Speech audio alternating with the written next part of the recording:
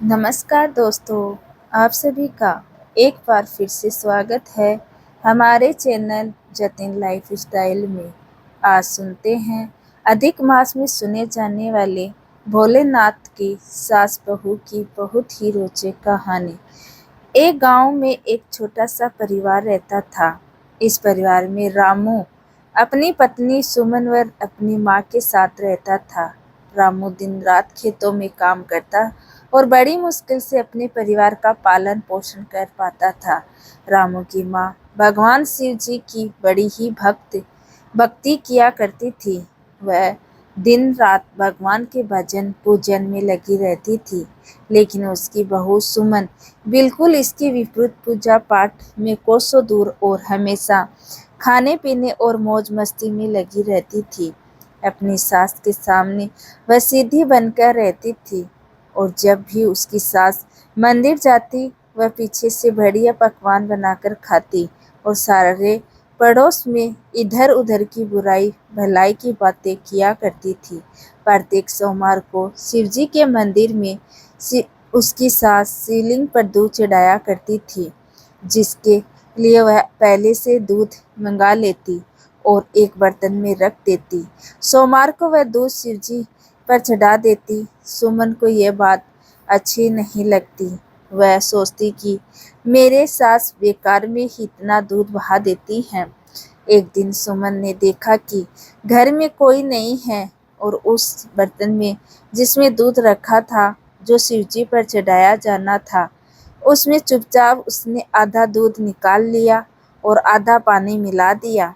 सुमन की सास ने हर सोमवार की तरह वह उस दिन भी दूध शिवजी पर चढ़ा दिया। इसी प्रकार 16वें सोमवार बीत गए। 16वें सोमवार जब सुमन ने दूध निकाला तो उसकी सास ने देख लिया।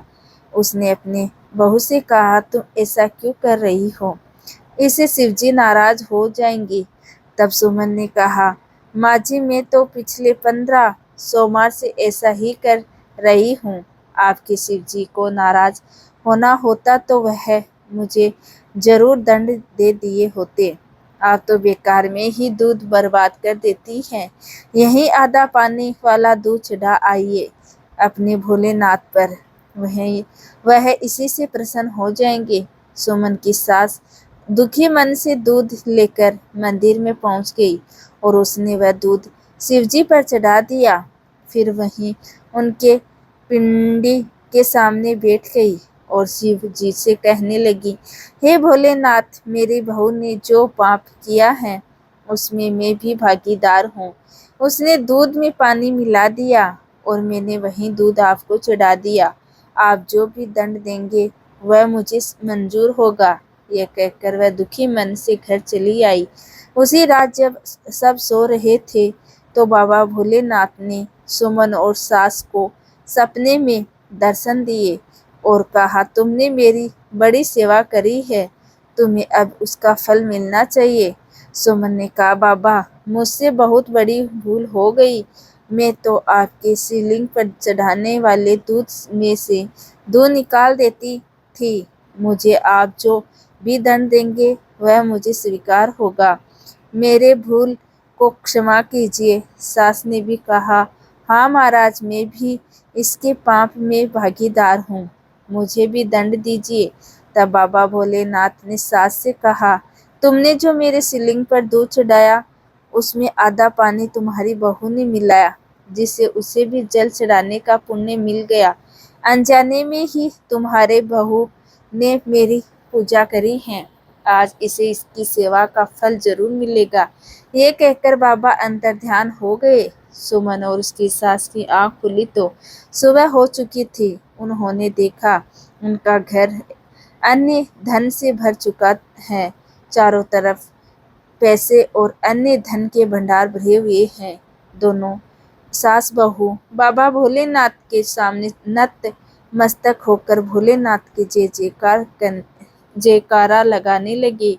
हे भोलेनाथ, जैसी कृपा आपने सास बहू पर करी वैसी ही कृपा आप अपने सभी भक्तों पर करना। कहानी अधूरी हो तो पूरी करना, पूरी हो तो मान रखना।